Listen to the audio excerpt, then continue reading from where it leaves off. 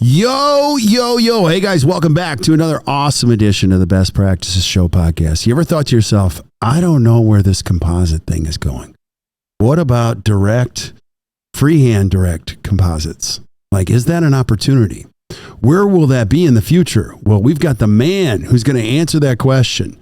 And today, the topic of the podcast itself is freehand direct composites will thrive in the digital world with Dr. Dennis Hartlieb. In the studio, live, he rode his bike down here. So make sure you guys listen to this. I know you'll enjoy it, and we'll see you soon.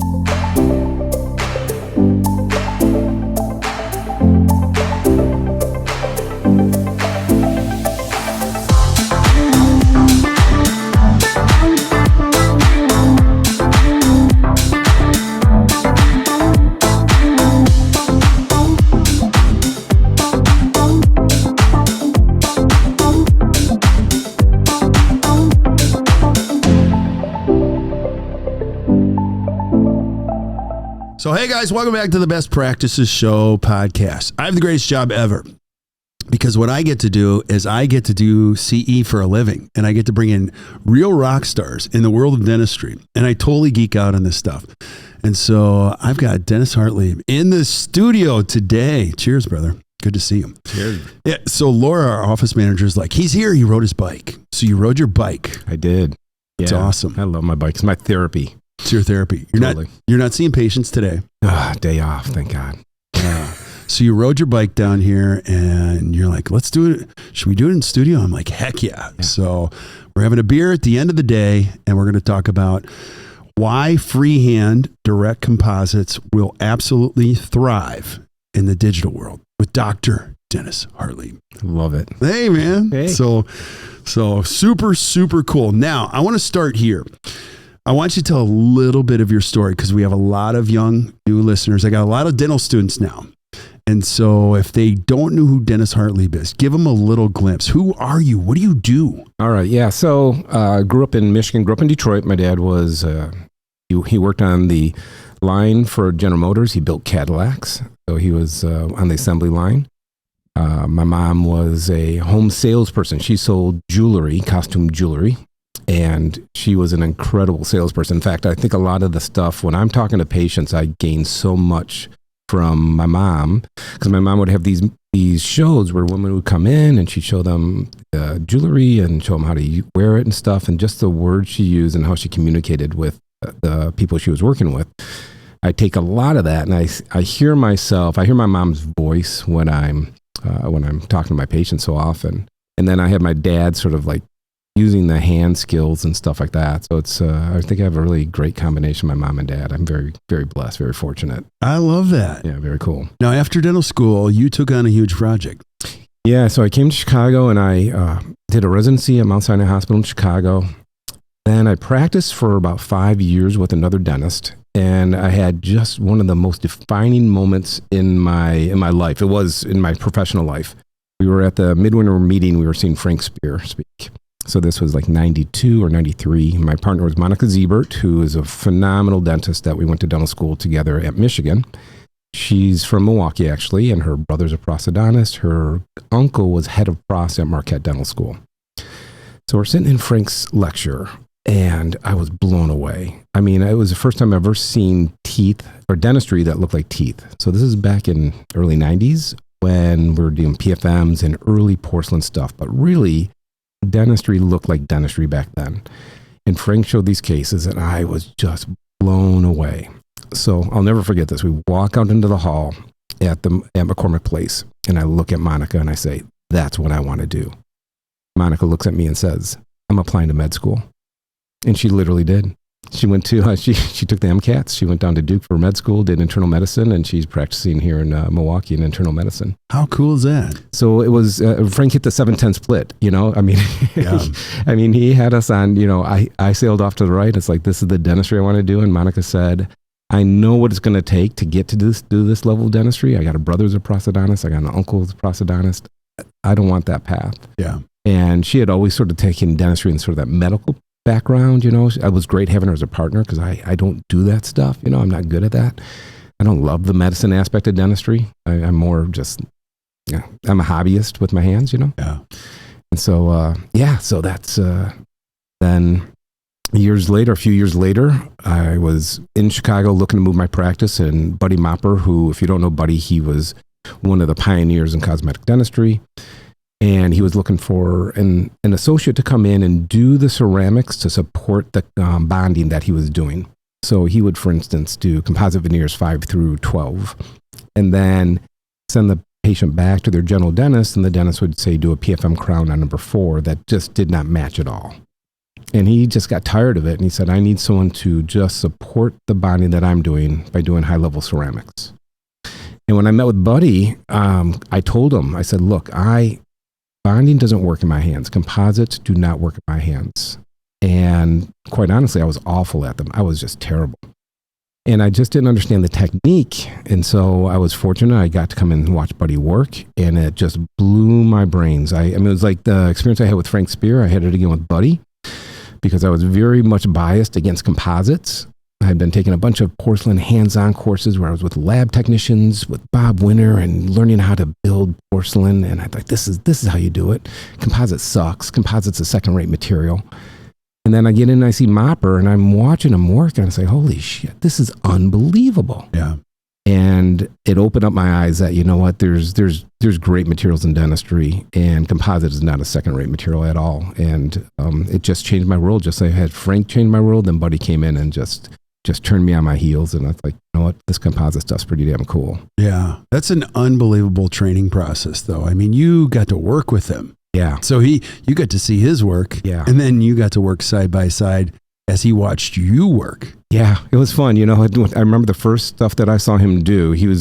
I was just observing. He was going to do an exam, and I'm watching him do the examination. I'm sort of looking over his shoulder, and he's talking about the composites that are on the patient's teeth, and I'm looking, and I can't see anything. So I pull out the chart, and I'm trying to read his scribbled handwriting, and it's like 7 has a DIF, and number 8's a veneer, and number 10 is like a mesial composite or something. And I'm looking, and I can't see them.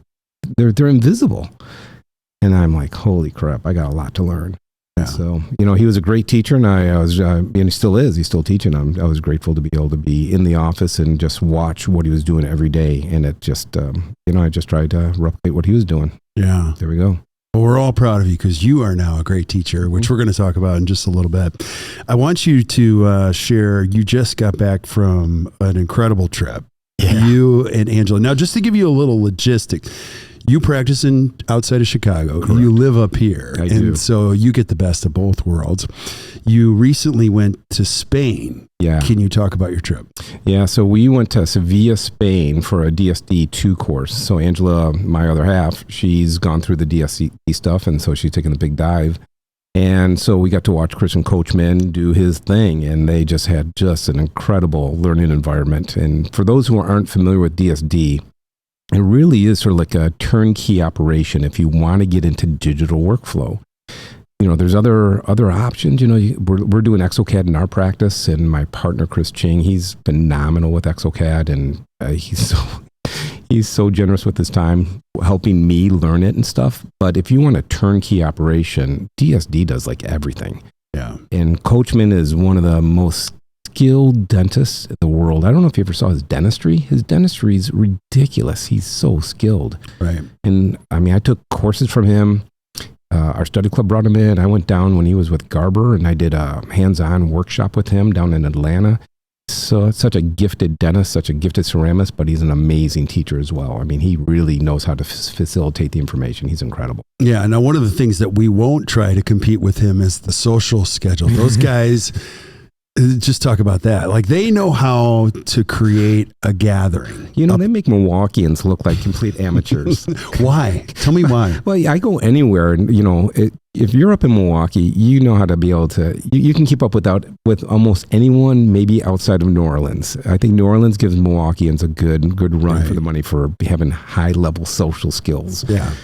Spaniards, man, they put us to shame. You guys were finishing at 1 o'clock in the morning a lot of times. Yeah, so they had a 3-day course. It's Wednesday, Thursday, Friday. And Wednesday night, we opted out, thank God, because they were out till like 2 a.m. And then they had a fun run at 7 a.m. So that would be like the non-fun throw-up run at 7 a.m. And then they're back in class all day until 6:30 or 7. Then back out for another social event. We were there till like 1 a.m., I think. And then back the next day, they were back at it until, again, like 6:30 or 7. Yeah. And they just go all day, and they work hard and they play hard. They do. Yeah. That is a study in itself. I don't know how they do it, but it is quite remarkable. It's quite remarkable. They live large, you know. They live for today. I think for Absolutely Sure, we could take a lot of lessons from them for sure. Yeah, no, my big question is, you're always curious about what's going on in the world. Yeah. A big part of you is like, I got to see how this works. I got to see what they're up to. I got to see what they're teaching on different sides of the world. And if you were to take away anything about what you learned seeing in Spain, what would you say? Oh, that's a great question. I tell you, I think for me in teaching, the biggest challenge is being able to communicate what you're doing in a way that the audience can learn it. And I think people learn from so many different ways. Some people are so many people are visual learners, but I think some people do well with still photographs. Some people do really well with like illustrations. Some people do well with animations, and some people do well with video. And I think people need a combination of all that. And I think they do a great job of that. And their video stuff is just killer. They really are doing some awesome stuff with their video stuff. So I'm trying to up my game with that. I'm working with Innova for their microscopes, and we're doing more video recording in my practice for our techniques. But that's a lot of work. And editing video is a nightmare, man. It's a lot of work. Yeah, Andy, we could probably ask you, like, he's a master at this, but the editing it's like 10x the time. Maybe it's a science, yeah, for sure. I mean, recording the video takes half the time, but then to get a nice finished product, exactly. Yeah. And so, so many conversations about educators. It's one thing to do the dentistry. It's another thing to get photos. It's another thing to take the video and then to edit it. And then lastly, to be able to put it all together and teach it. That's a lot of work. And I've seen firsthand what you're talking about. And there are times where I'm just like, this is incredible. Nuts. It's an out-of-body experience. Yeah, it's really crazy. It's funny, their old saying, those who can't teach administrate. Right. But you look at dentistry and you look at the incredible dentists, right? I mean, just phenomenal, and they're also phenomenal teachers. Right. And so I think we are so lucky in our profession. I don't know what it is in other professions. I have no clue. But in dentistry, we have people who are just phenomenal dentists, Frank Spear, and then can go on and teach what he's doing at such an incredible layer. Buddy Mopper, Corky Wilhite, Newton Fall, Jeff Rouse, Jim McKee. Right. I'm forgetting a million people, but there's so many awesome dentists, Bill Robbins, awesome dentists that are phenomenal, but also teach so well. We're so lucky. Well, and Bob Margis would be mad that Margis, he's a hack. Bob, please. He's one of the best of all time. Bob's all right. I was in his practice. He was doing some composites on me. I'm like, oh my gosh. Yeah, Bob's good. He looks so calm. With that bald head, you think that would just be like, just sweat would be pouring off. And he's cool as a cucumber. He's super chill. He was so behind the day I was there. Guess, I'm like, buddy, you're behind. You got patients waiting. He's like, I'm an airline pilot. I make up time. We love you, Bob. We love you. So I want to, so if you're listening now, I want you to know, like, Dennis is truly an amazing human being and an incredibly gifted dentist and a wonderful, awesome educator. I love this conversation. I mean, it's near and dear to my heart. I want you to talk about why freehand direct composites will thrive in the digital world. Maybe we could start with, let's start with defining exactly what freehand direct composites mean for anybody who might be like, I think I know what that is, but what's your definition? I think this sort of gets back into like DSD and the digital workflow, whether you're using ExoCAD or Malfi or DSD, whatever you're using. You can get digital designs for whatever you're going to do, direct or indirect restorations. There's a big push towards things like injection molding techniques or some sort of using some sort of stamp or some sort of mold or guide to make your anterior composites. And I think that's fine. And I think that there's a place for those type of things. And like Enrique Diaz Guzman is down in Brazil, and he does like incredible injection molding stuff. But the reality is, and I've done enough of this interplay between digital and analog, there are times when you have your digital, you bring it to the mouth, it's not quite what you thought it was going to be. Right. All of a sudden there's a cant that you weren't anticipating, even though you did everything you thought was right. Maybe the teeth are too long. Maybe the teeth are too short. Even though you use your digital smile design, it's not exactly what you thought it would be. So it's incumbent that as dentists, we still recognize that we have to use our hands. You know, this is what we're about. We're still need to be able to use our hands. And for me, freehand composites mean the ability to be able to layer composites, place composites, be able to contour composites and polish composites by hand to create the shape and the texture and the contour and the form that we want and that we need. And while I think it's fine and great to be able to use guides to help us along, I think ultimately, if we're just going to be dependent on a digital workflow, there's going to be times when you're going to fall short, and you're going to need to have the skills to be able to meet the expectations of the patients, or maybe meet your own expectations of what you want the smile to look like, or what a particular tooth to look like. Right. And so in the midst of this digital conversation, you know, speak a little bit more about the why and the thriving. Like, what do you think? Let's just fast forward. You and I are going to get into a time machine. Go ahead 5 years. Yeah. It's moving pretty fast. Yeah. Speak about why you think it'll thrive specifically. I think there's going to be a what's the word? There's going to be a continued break between types of dental practices, right? You're going to have the practices that are going to be doing more boutique type dentistry, right? There's going to be more of a competitive demand where you're competing against DSOs for more general and maybe traditional practice. So when you get into these boutique practice, you have to differentiate yourself. Part of it is the dentistry you're going to deliver, but part of it is also sort of the artistic view the patient has of you. And so, I mean, patients typically, like every week, patients are saying, "Oh, Dr. Hartlieb, you're such an artist." And I'm not. I mean, if you ever saw me draw, you know I'm not an artist.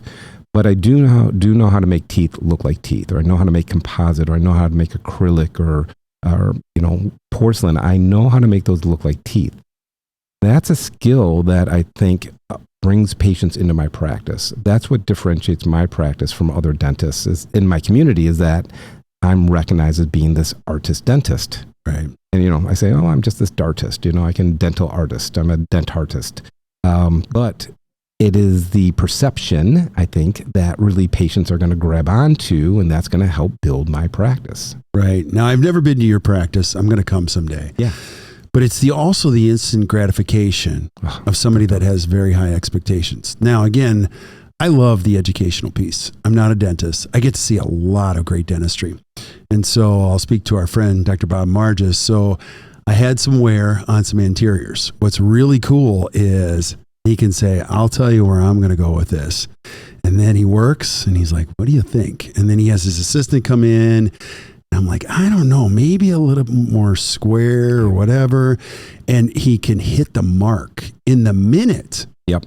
And so I think when you talk about additive or, you know, subtractive, there's a lot of components in here. You don't have to like get married to the patient, go all in, and speak about the reversible. Like we can work on this together. Yep. Until expectations are met, because there's some dentistry where it's not reversible. When I talk to patients and we're talking about cosmetic dentistry, I tell them you have two options when we're looking at materials. We can do plastic or we can do glass. Okay, so glass is going to be porcelain. I'll tell patients you're probably familiar with porcelain veneers. You may have friends who've had them, or maybe a porcelain crown.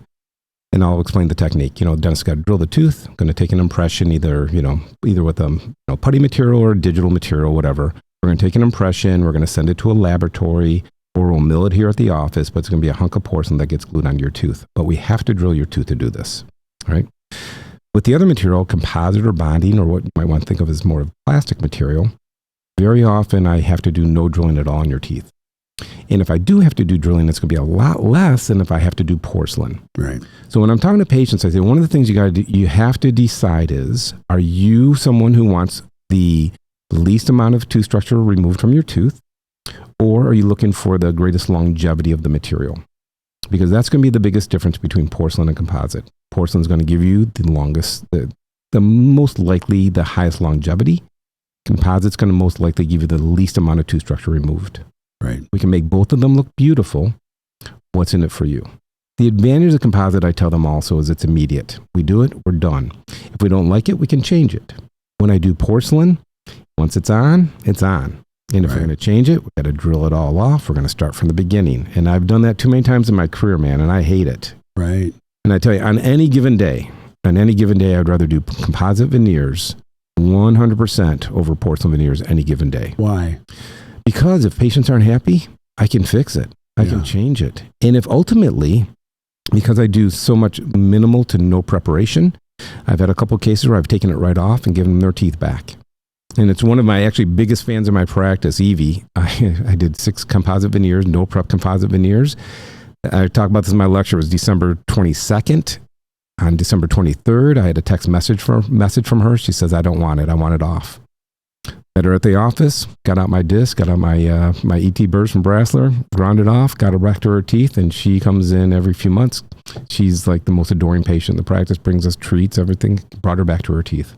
Wow. You know, and so it gives you that chance to get out, because once you put a burr on people's teeth, man, you are married to them and they own you, man. It's tough. Okay. You mentioned Frank Spear earlier.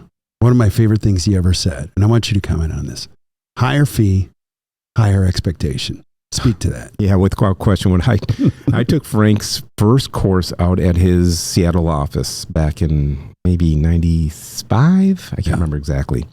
It took me a whole year to pay off that course, I tell you.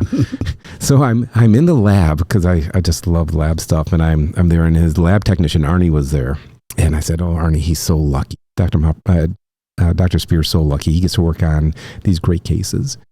And he said, he's doing the same thing you are. He's doing tongues and cheeks, and he's dealing with all this. The difference is he's working on the kings and queens.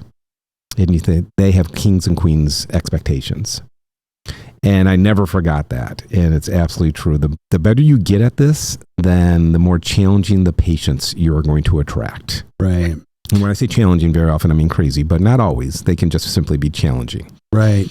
Now, again, you as a dentist, if you're listening to this, you got to make the cool thing about this profession is you can choose. Yeah. You can choose how to serve people. I want you to talk about the added benefits of composites, freehand composites.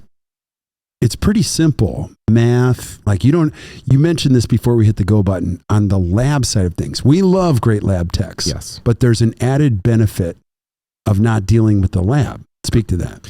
Yeah. And I love my labs, and I'm blessed to work with some really very, very talented people. But number one is the cost factor. And that's something I talk to patients about. If we're going to do this in porcelain, this is my fee plus the lab fee. So my fee for a porcelain veneer is the same as my fee for a composite veneer. Really? Except add the lab fee to the porcelain veneer. Okay, wait, say that again. That's really good. Say that. That's awesome. So I have a doctor fee for all my lab cases. So I have my doctor fee. My doctor fee for a porcelain veneer is the same fee as my composite fee for a porcelain veneer. I love it. And then I add on the fee for my ceramics, for whatever my lab technician is going to charge, which is going to be about $400 to $500 a unit. Yeah, and patients completely understand that. Oh no, they hate it. Okay, go back to that. What do you mean they hate it? Yeah, so they get very confused about what's with the lab fee? And I say, well, my lab fees can change. My lab fees cost can go up if we're doing. Okay. The reason I started doing this was early on in my career. When I was doing implants, I got totally hosed on some implant costs because, a single screw when you're doing an implant case can be $70 or $80, right? Impression copings. Now that's digital, that's less expensive because you can reuse things. That wasn't so ideal back then. But each part in an implant, multi-abutment's expensive. Every part is expensive, right? And I just got I got it handed to me. And so I said, that's it. I'm separating my costs. There's going to be a lab cost and there's going to be a doctor cost. Mm. And I've done that for 32 years, I think now. Yeah. And so I have to explain to the patients. I say, look, my lab costs are variable. I'm not quite sure what the lab's going to charge me. If we're doing a single and central incisor, we're going to do a single tooth. the fee may be 2 to 3 times.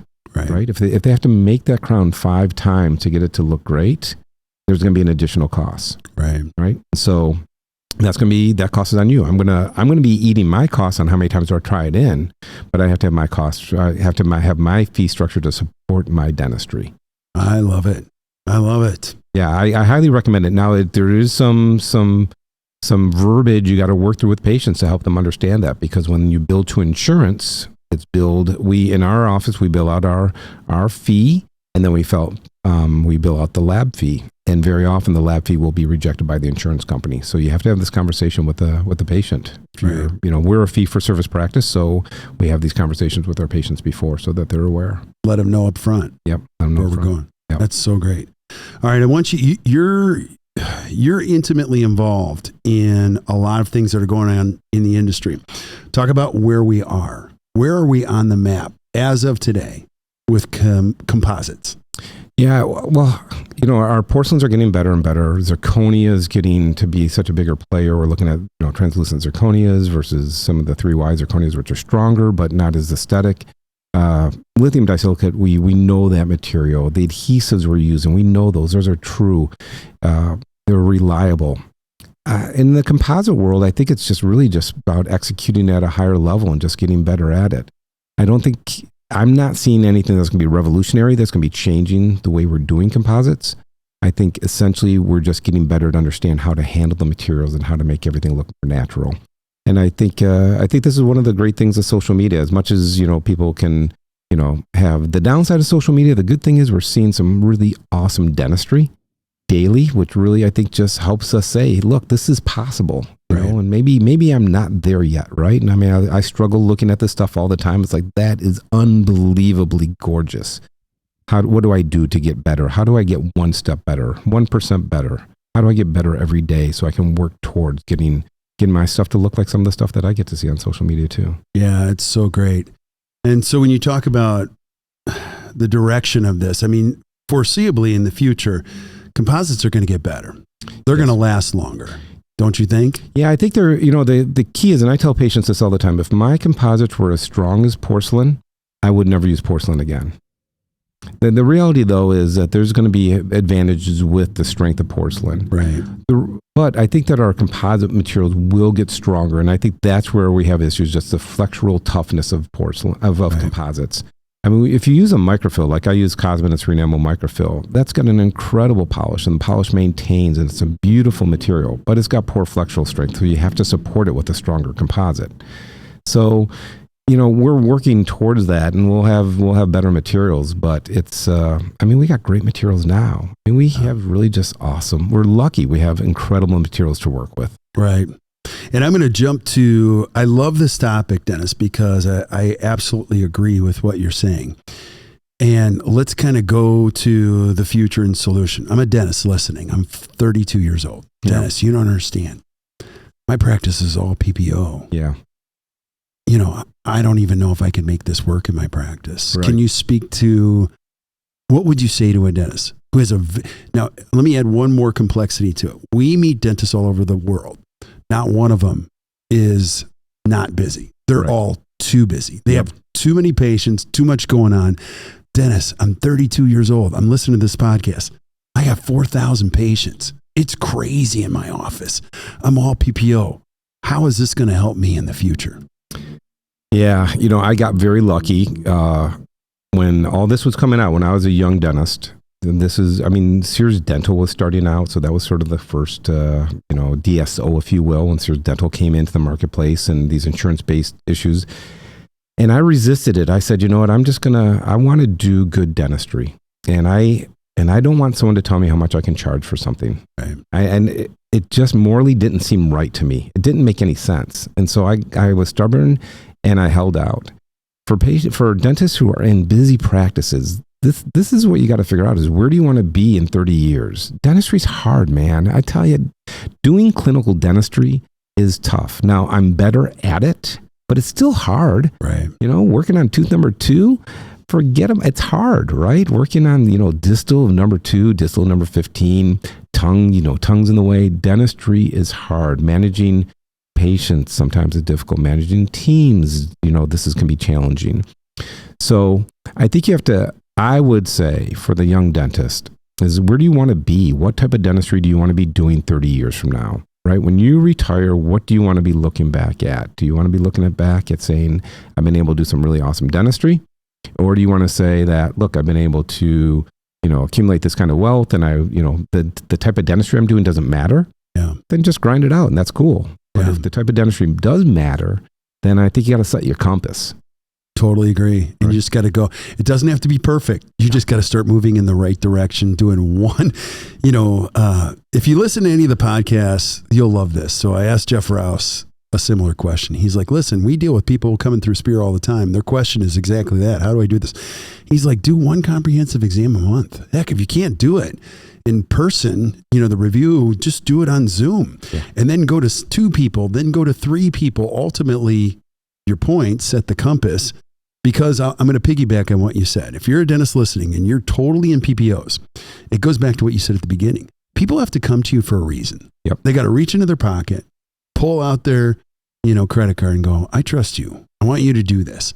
And you have to do something very different, very specific that they want, and it will incorporate your full fee. Yes. At some level. Yes. If you're in PPOs, you're already seeing this. You're working 1 out of every 3 days. Now, this whole podcast is not about PPOs. What we're talking about is the thriving aspect. And I want to just weave that in there.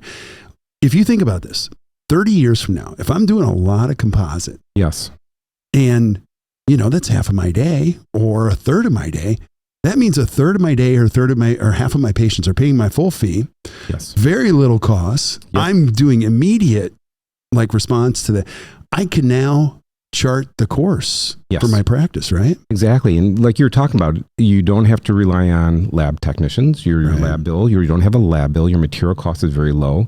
Your really only expense is learning, is the education on being able to do that. But once you've invested in yourself, beyond the fact that you're able to satisfy so many other patients, right? It's not like it's just a 1-for-1. You're paying a lab bill and you're getting this. When you're learning, you're growing, and it's going to it's going to be more enjoyable. You're going to love the experience more. You're going to draw a different type of audience into your practice as you develop these skills. It's going to be more enjoyable. Your team is going to enjoy it more. They're going to be applauding the dentistry you're going to do, because you're going to be changing people's lives in a way that you're not going to if you're just going to be doing, I think, sort of the bread and butter and PPO type stuff, Dude, I'm totally picking up what you're putting down, and you use the word learning. We're going to talk about this. You're one of the best teachers in the world on this. So if you're listening and you're like, I don't know where to learn, we'll talk about that in a second. But I want to ask you one question. What do most dentists get wrong about direct hand composites, mostly freehand? What, you get to coach a lot of them. What do they get wrong? The biggest, I think the 2 biggest mistakes or failures to understand is contour is king. I don't care what composite you're using. I don't care if you're off by a shade. It is contour is king. You have to learn contour. And unfortunately, it's the hardest part, I think. Right. I think layering is difficult, but contouring is the hardest part. It's what takes me the longest when I'm doing a direct composite, like a direct composite veneer. Contouring is king. And then second, I think, is the polish and surface texture, surface finish. I think that's the 2 keys. The third is learning how to block out so that you don't get shine through with your composites. I think those are the 3 takeaways when I'm teaching is like, let's learn contour.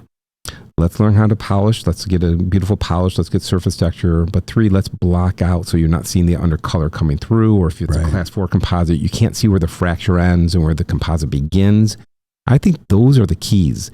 The subtleties are what type of materials are you going to use, which composites you're going to use. Are you going to use nanofill? You're going to use hybrids? You're going to use microfills? How are you going to layer those? I think those are some subtleties, but the first 3 I think are the keys. Yeah, it goes back to the beginning when you saw Mopper's work. You're like, wow, I don't know where the tooth ends. Yep. And that's the fun part. Like your favorite part. I'm just going to do the patient side of things. Yeah. So after I left Marge's, I went to my hygienist, and she's amazing. And if you're listening, I love you dearly. And she's like, wow, these are really good. It's very hard for me to figure out where the tooth ends. Yeah. Isn't that so gratifying as a provider?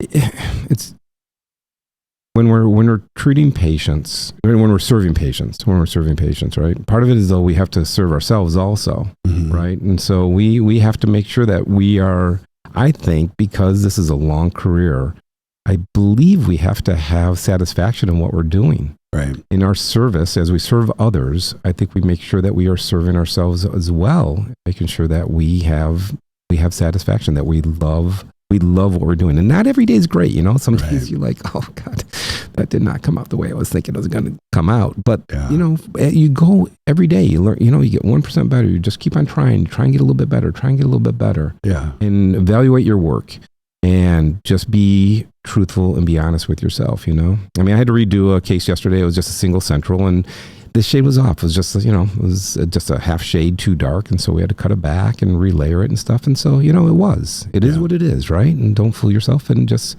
try and get a little bit better and be better and just be proud of what you're doing and just enjoy the service that we get to do for our patients. Yeah, go back to the word that you use, satisfaction. That's a really good one. I think ultimately, I feel like Pete Dawson is sitting with us for a second. He's like, listen, if you enjoy it, you know, and you're doing right, and it all comes together, that's your greatest compensation. And then you make a ton of money. Like, don't worry about the money. And I think when you talk about thriving, ultimately that's the 800-pound gorilla in the room. When you're doing great stuff, people are paying your full fee. You love it. They love it. Yep. Thus the satisfaction. That's bigger than the money, don't you think? I think it's, we get paid, my friend told me this, you get paid either by cold hard cash or you get paid by warm fuzzies. Right. And so when we're working, it's got to be that combination, right? We got to make a living, right? And we deserve to make a good living. We've worked hard. People are investing a ton in their education. We deserve to make a good living, but we also need to feel good about what we're doing. We need to go home and say, you know what, we are making people's lives better. We're better. We're servants and we're doing great, but we're getting this internal satisfaction as we're making people feel better too. Okay, cool. I have two more questions. Yep. One, I wanted you to talk about what you're up to as far as your educational platform. But before we do that, any last thoughts on why freehand direct composites will thrive in the digital world? Well, I think in digital world, if everything goes well, it's awesome. But too many times, and whether this is with implant surgery or if you're doing composites or anyone who's done where they've brought their prototype provisionals to the mouth and all of a sudden there's a cant that they didn't anticipate. Even though they thought they did the workflow correctly, something just went wrong. We have to have the hand skills to be able to make corrections. We have to develop those skills. I mean, this is still dentistry. We still have to have these hand skills. So as great as digital is, and I think it's improved dentistry without question, it's made it more efficient. I think there's a lot of things we can do in digital workplace that we're not able to do so easily in analog. We still have to use our hands. So we have to spend the time. We got to get educated on how to do techniques better. And so that we can be better at what we're doing. Yeah. Not only are you a super cool human being, you're an excellent dentist, you're a great educator. And one of the things you're also an expert at online education. Well, like you're one of the few people that's taken it and really done well with it. I want you to talk about your online education platform. What is it? If I'm listening, how do I find it? What do I do? All right. So we started dental online training. Actually, we predicted COVID. So we started this in 2017. Wait, you predicted COVID? Well, we thought maybe something might happen. So I don't want to say I predicted it. All right. Well, so I was teaching a course and we had 15 participants. It was a hands-on workshop. And so you can relate to this, Kirk. So when you're doing a lecture, it doesn't really matter if people are following along or not. You know, you got 200 people in the room, if people are on their phones. I mean, I was doing a lecture once and some guy, he was in the front row and he opened up a newspaper and he started reading the newspaper right in front of me. Like I could have read the front page of the newspaper while he was reading the inside. Right. It doesn't really matter, right? You're just going to give your presentation. If people ask questions, that's even better, right? More engaging. But essentially you're going to go from 9 a.m. to 5 p.m. You're going to give your presentation, you're done. When you do a workshop, it's completely different. When you do a workshop, your job is to help people get better at what they're doing. They're there and they're paying a high fee to be able to learn how to do the technique. Right. So I had 15 people in the class and this always is the case. The 3 best people are sitting in the front row. They're always right in front of you, the gunners, right? But usually there's like a bell curve. And so the people in the middle of the audience or the people who sort of have the middle information or sort of like middle skill level, they're sort of in the middle rows. And then the people who are, referred to as a laggard, such a bad name, but people who are just maybe not familiar with the materials, not familiar with the techniques are always in the back. And it's always like a bell curve. A few people are really accelerated, the medium bell curve, and then there's a few people who are, behind. And so you can teach a course in that middle of the bell curve. And you can help the people who are accelerated, give them some extra stuff to do as they're moving along. And you can help the people who are behind, who are new to the concepts, and help them move up, right? I had this class where we had 3 really accelerated people. They could have been teaching the class. And I had 12 people who never opened a syringe of composite in their life. And I couldn't teach the class slow enough for 12 people. And the 3 people in the front were completely bored. And everyone lost, right? I couldn't teach to the median because there was no median there. And I left that, and I met a buddy of mine who's an IT guy, and I said, it was awful. I said, it's not that these people are dumb, it's that they're just inexperienced. And if I was in their office, and if I could show them, if we could slow it down and do it step by step, I know they could learn this. Right. And he said, all right, let's do it. And so that's how we started out the dental line training. We decided let's do workshops from the comfort of people's own home. So they didn't have to pay thousands of dollars to travel somewhere and get blown away from early information. So we decided to build kits. We initially had pre-recorded classes so people could just watch one segment at a time. If you want to learn how to do class 4 composite, you would learn, okay, this is how you bevel the tooth. Okay, now it's your turn. You go bevel the same tooth that I just worked on. You have the same burr that I just used. Do what I did. I'll meet you at the next section. And then you go to the next part, and we go step by step how to build up the hybrid layer, the dentin layer, and then how to opaque. And we do it step by step, and you have all the materials in the kits. So if you want to opaque, if you want to tint, all that, you just do it with me step by step at your pace. Love it. And the nice thing is that it's, when you think about spending $3,000, $4,000, $7,000 for a workshop, you got to shut down your practice. You got to leave home. You got to pay for, flights. You got to pay for your hotel. The true expense is significant. Right. If you can do, with our DOT courses, some of our kits are as low as $200. You can do it at your time. You can do it in your lunch hour. You can do it in the evening. You can do it if you have a cancellation, and you can do it step by step. While you have the time, you can replay it. You can go back and watch what you didn't understand. So our goal is to help dentists get better. We want them to get better at their dentistry. And then when they're ready, then they can go do the live in-person courses. Then they can spend the big dollars. Go to Cosmetic, go to Spear, go to Cois, go wherever you're going to go, but have a great foundation so you get more out of it.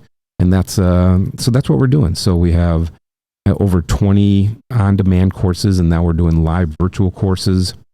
We have 5 live courses that are 1 or 2 day courses where we send kits, and then we do that in person, or we do it virtually, but we do it all together, and it's been just phenomenal. We've had just great response, and it's been such a great community that we've built, and we get to all get together. We also have a study club that we meet once a month. We do, we should have you on for we call it a wine and unwind on Thursday nights. Oh, cool. And we just, we'll bring someone in, we'll just sort of shoot the shit, if you will, and we'll just talk about, try and talk smart and try and help people in their dental lives and stuff like that. So Love it. So if I'm listening, how do I learn more? Where do I start? Yeah. So go to dothandson.com. Okay. dothandson.com. We also have a podcast. We call it a Sharecast because it's about sharing. And so we interview, and so hopefully Kirk will come onto my podcast, and we talk about, instead of talking about the fundamentals of dentistry, we talk about how people got to where they are. Right. So just learning, how did Greg Kinzer, where did he come from? What was he like growing up? And what was his influences? People like that, Jeff Rouse and Jim McKee and all sorts of people, that just where they come from. And so I think people can relate to that. Yeah. Especially, young dentists. And for me, I'll tell you a story. So I used to go to the Restorative Academy, or I go to the Restorative Academy. I'm a member now. But in the beginning, it used to be at the Drake Hotel in Chicago. And they have a bar down in the basement called Le Coq d'Or, the Golden Rooster. My buddy John and I, we would go to the bar, and we'd sit in the corner, and we'd sit there and we'd drink our beer. He'd drink a Manhattan, I'd drink a beer. And we'd just see these people, these dignitaries of dentistry. Yeah. We just didn't believe that they had anything to do with us other than the fact that they were human. But they weren't like us. Mm. And I think what's nice when we get to talk to dentists, you find out they are exactly like us. Mm-hmm. You know, they had the same challenges in dental school. They had the same challenges when they were starting their practice, right? They had the same issues with patients that we're having. And I think it's just kind of nice for all of us to hear, you know what? They're not so different. Right. You know? And we're all going through this. We're all dealing with tongues and cheeks and above the nose issues, the cranial portion, the brain portion, and just sort of, how they got to where they got to. So that's what we talk about. I love it. Yeah, I love it. kind of So I'm going to put links into the podcast notes. So if you're listening to the podcast and you're not taking notes, don't worry, we're taking notes for you. You can flip up to the notes in Spotify, iTunes, Stitcher, wherever you consume podcasts, and there'll be links to everything that Dennis has shared with you. And I want you guys to check it out. Thanks for being on today, buddy. Yeah, and I hear you're going to be doing something new with, can I say? I don't even know what you're going to say. I'm worried. I think you have a new podcast coming out. Do you not? Do you have a collaboration podcast? We've got a couple in the works, but none of them have officially launched. Right. How did you know about this one? Oh, I know what you're talking about. I was talking to a certain Spaniard. Yeah. We have actually Brazilian. started that, but we haven't posted them. And you're talking about with Christian Coachman. So, Yeah. So you're going to have something very cool coming out. Well, and I'll just speak to this. Like one of my favorite things, if not my favorite thing, is exactly what you shared. It's the story. I love hearing people's story, where they came from, how this all came together. And in that, you can see where they failed. And the humility is incredible. Yeah. I mean, that's my favorite part is when people share too much. Yeah, I'm right. like, oh my gosh, I didn't know that. Yeah. It makes you feel more human. And I love it. So yes, we are launching that. We're actually going to shoot our next episode. We've had a couple next Tuesday. And I'm going to get you on that one too. Oh, that'd be fun. Yeah. So, two great guys. yeah. Thanks for riding your bike down here. Oh, it was awesome. It's a beautiful day in Milwaukee. Midwest, we're finally getting to some summer, and this is great. You're inspiring the heck out of me. I should be riding my bike to work. Heck yeah. I ride my bike to work, but it's 75 miles, and it would take me too long to get to work and back. Totally. Well, thanks for being here, brother. Hey, I appreciate it, man. It was great. Yeah. Well, stick around when I say goodbye to everybody else. But thank you guys for listening to the Best Practices Show. Hey, if you enjoyed today, just do us a favor, hit the share button, keep sharing this with your friends. I love all the suggestions you guys send for content. I'm going to have Dennis back again and again and again. We're going to make you ride down a lot. Love it. And let's keep it out of the winter month. Though I will ride if it's not too snowy, but so. Deal. Yeah, all right. Deal. So hope you guys enjoyed today. Check out Dennis's links in the show notes. And until we see you guys next time, or you hear from us next time, keep watching or keep listening to the Best Practices Show. You guys enjoy your day.